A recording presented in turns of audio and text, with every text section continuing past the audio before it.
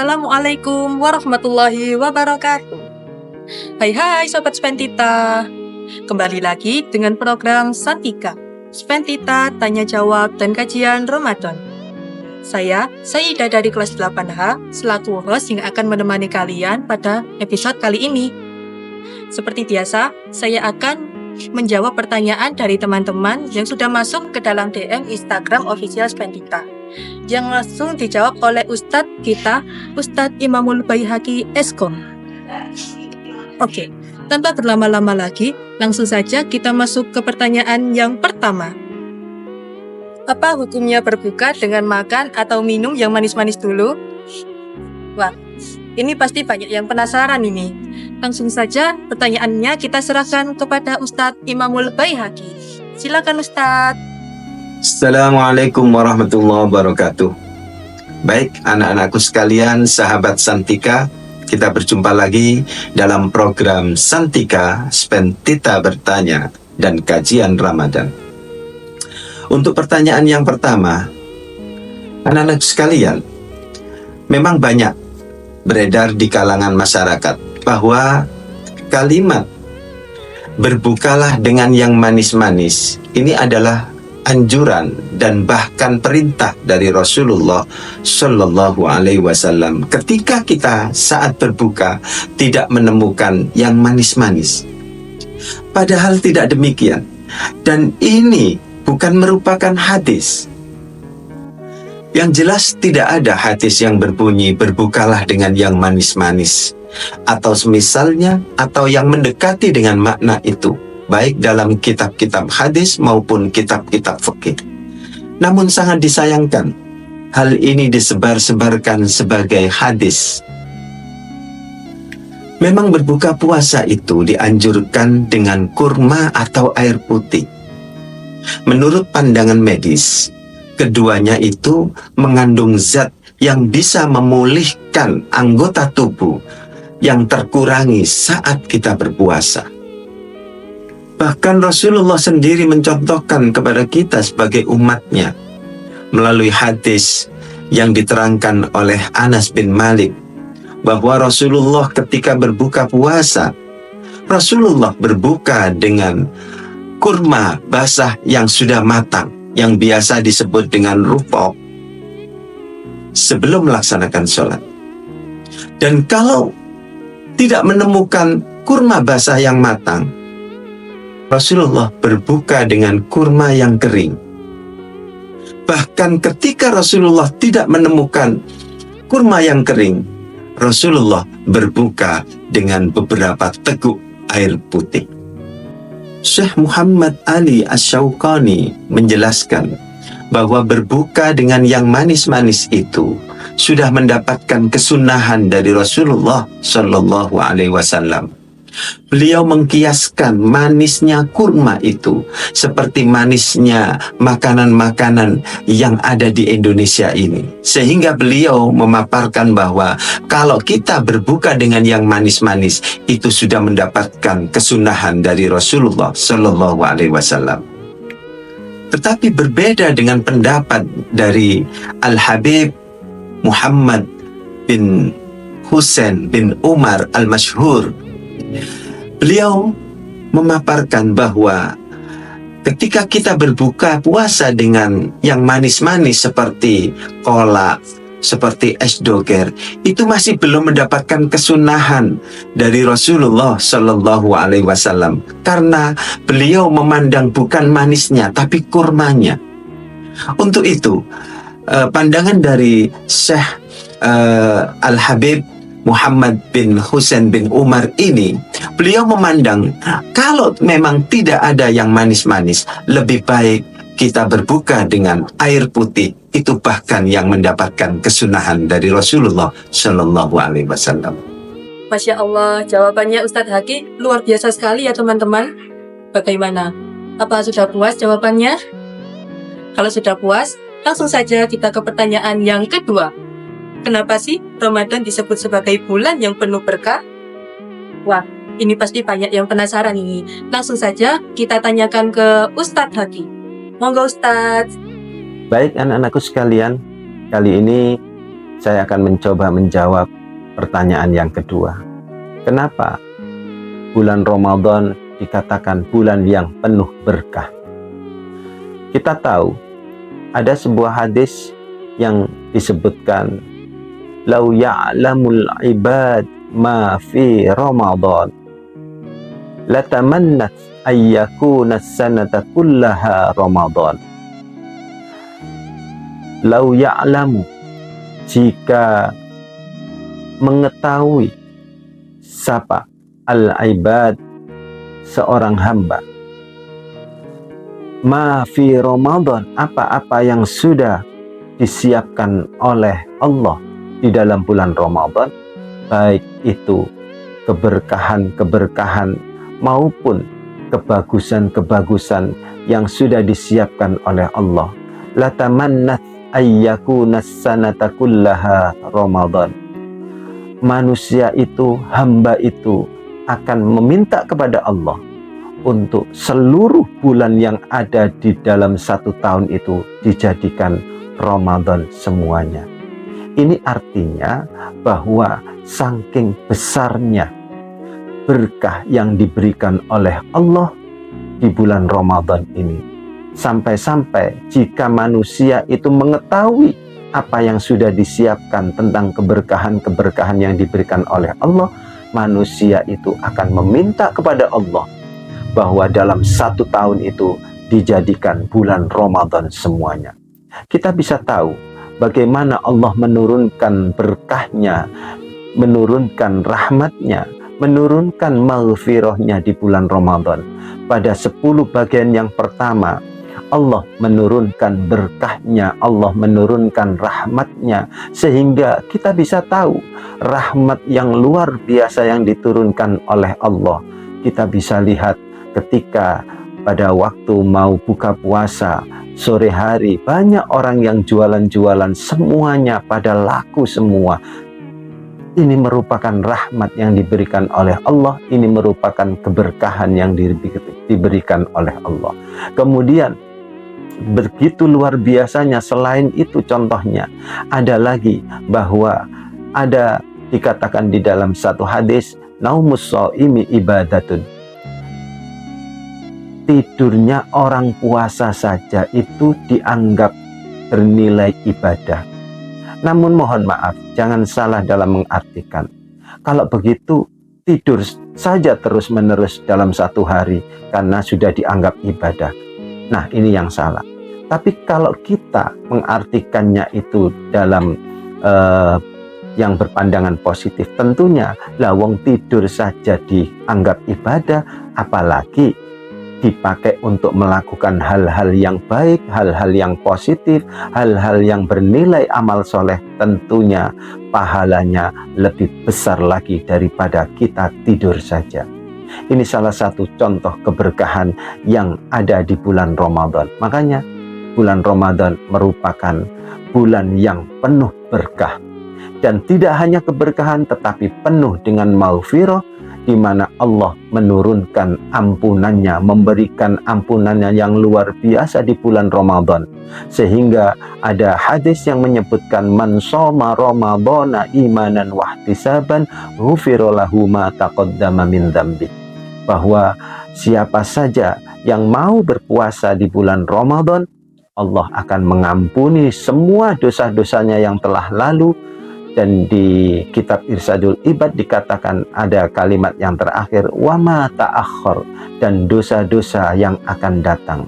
Namun mohon maaf, jangan salah dalam mengartikan dosa-dosa yang akan datang akan diampuni oleh Allah. Maksudnya adalah dosa yang akan diampuni di tahun depan itu, bahwa kita nanti akan dijaga oleh Allah agar supaya tidak sampai melakukan kemaksiatan, melakukan dosa. Ini maksud dari wama ta'akhir. Demikian, mudah-mudahan kita semua paham bahwa memang di bulan Ramadan adalah bulan yang penuh berkah, penuh maghfirah, dan ditutup dengan akhir itqum minan nar, sehingga ketika kita keluar dari bulan Ramadan, kita menjadi manusia yang fitri. Nah, Jadi seperti itu ya teman-teman jawabannya. Bagaimana? Sudah tercerahkan? Kalau sudah tercerahkan, langsung saja kita ke pertanyaan yang ketiga. Bagaimana cara menahan emosi pada saat berpuasa? Wah, ini pasti banyak yang relate ini. Secara kan pada bulan puasa masih banyak yang emosi. Dan langsung saja kita tanyakan ke Ustadz lagi. Monggo Ustadz.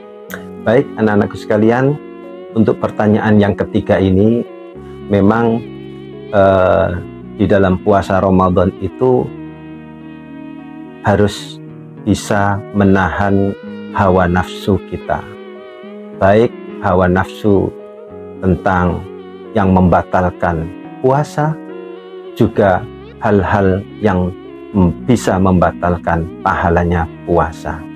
Di dalam kitab Irsadul Ibad itu diterangkan bahwa kalau kita dijahili oleh orang lain, bagaimana agar supaya kita tidak sampai emosi atau tidak sampai marah.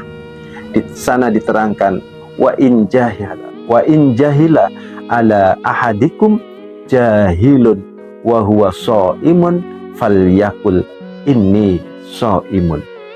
Maksudnya begini, ketika kita dijahili oleh orang lain, ketika kita dalam keadaan puasa, di sana dijelaskan falyakul, maka katakanlah inni shaimun, mohon maaf saya dalam keadaan puasa, jangan mengganggu saya, jangan mengusik kemarahan saya, agar supaya pahala puasa kita tidak hilang dan ibadah puasa Ramadan kita tidak batal. Ini yang diajarkan oleh Rasulullah, sehingga kita bisa menahan amarah kita bisa menahan emosi kita. Jika kita sedang dijahili orang di jalan atau di rumah atau di mana saja, sebetulnya dalam mengatakan itu hati kita yang kita redam. Kita puasa jangan diladeni, kita puasa jangan menghiraukan omongannya. Karena apa? Karena pahalanya ibadah puasa itu luar biasa, sehingga kita jaga jangan sampai puasa kita batal, dan jangan sampai pula pahala ibadah kita, ibadah puasa kita hilang gara-gara kita menjadi emosi. Dan ada cerita lain, bahayanya orang yang mudah emosi, mudah marah.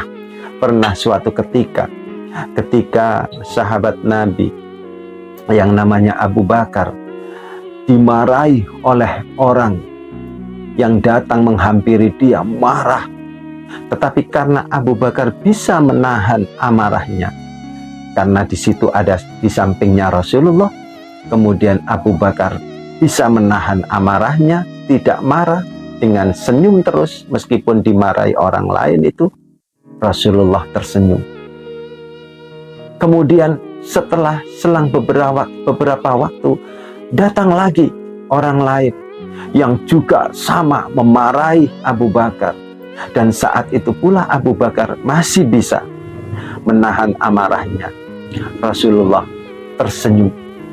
Kemudian yang ketiga, ketika ada orang lain datang kepada Abu Bakar dan memarahi, menghardik, di saat itulah ternyata Abu Bakar terpancing emosinya. Kemudian Abu Bakar ikut marah kepada orang itu yang luar biasa, sehingga Rasulullah langsung meninggalkan Abu Bakar. Kemudian Abu Bakar bertanya-tanya, kenapa Rasulullah meninggalkan aku?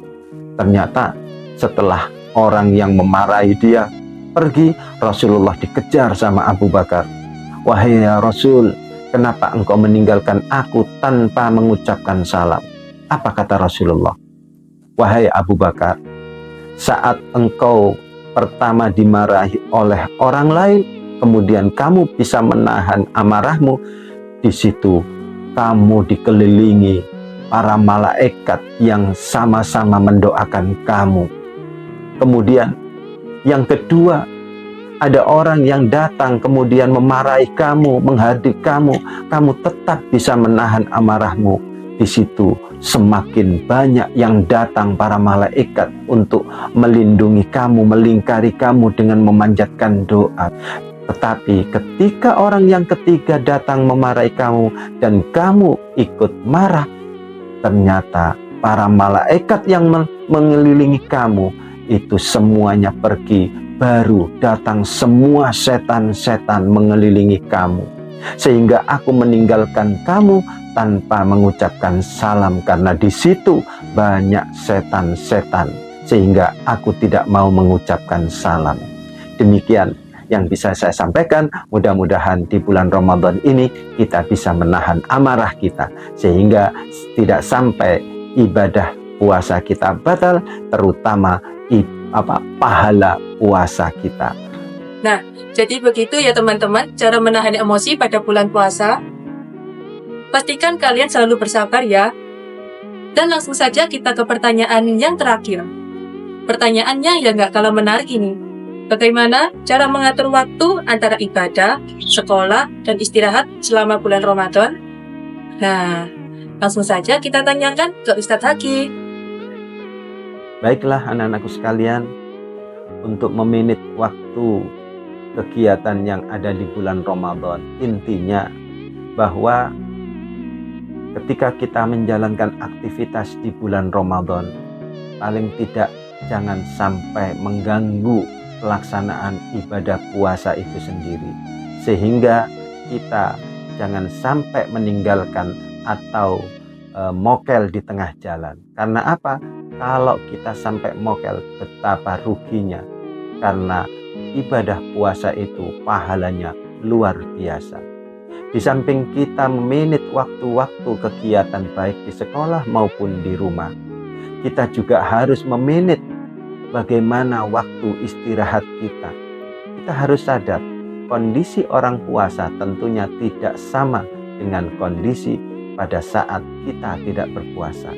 Pada saat itulah kondisi badan kita juga butuh untuk istirahat, sehingga antara kegiatan di sekolah maupun di rumah harus diimbangi dengan istirahat yang cukup, sehingga kondisi badan kita tidak terganggu dalam melaksanakan ibadah puasa di bulan Ramadan. Mudah-mudahan jawaban dari mulai nomor 1 dan sampai ke 4 bisa memberikan pencerahan bagi kita semuanya. Wallahul muwaffiq ila aqwamit thoriq. Wassalamualaikum warahmatullahi wabarakatuh. Bagaimana jawabannya teman-teman? Apa kalian sudah puas? Kalau kalian masih ada pertanyaan lain, langsung saja kalian DM ke Instagram atau TikTok official Spendita, atau langsung saja tulis di kolom komentar ya. Jangan lupa like, share, dan subscribe channel ini agar kalian tidak ketinggalan video menarik lainnya. Saya pamit undur diri. Sampai jumpa.